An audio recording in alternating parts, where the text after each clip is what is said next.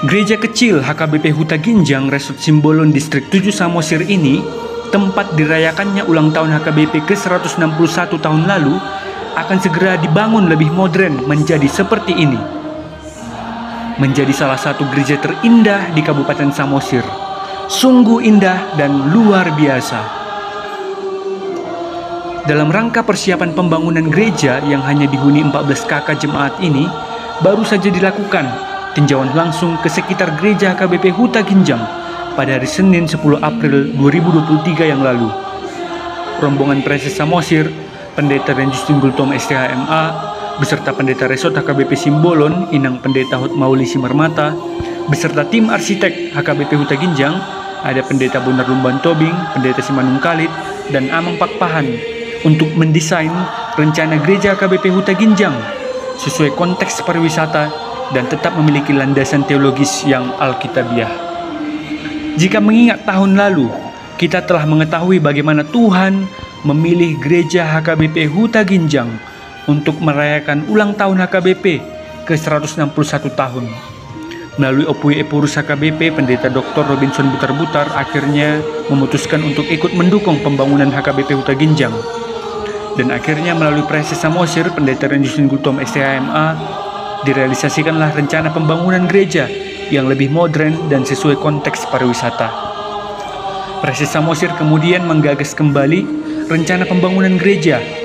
Tampak kita saksikan jemaat termasuk lansia, ama dan ina ikut berjuang dengan semangat melebarkan tanah gereja dengan beko seadanya.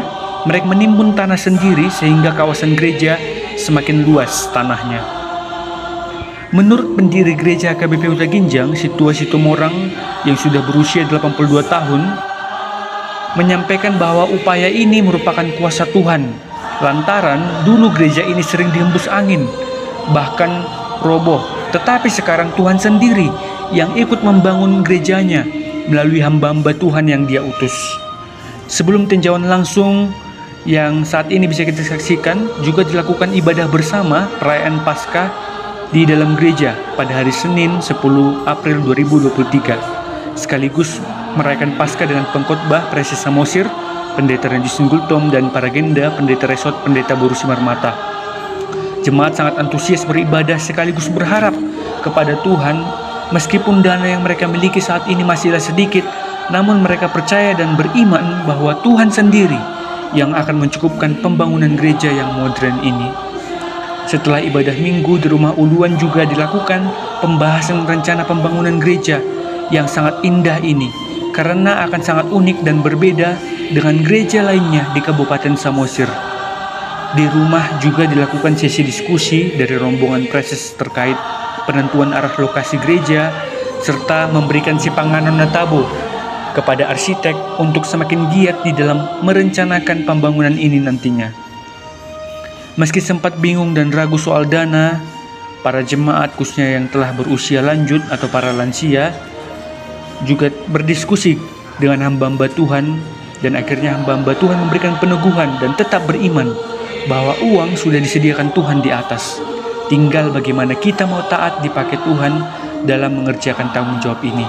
Sembari disambut dengan sukacita dan tawa oleh para jemaat dengan penuh pengharapan kepada Kristus Yesus Tuhan kita.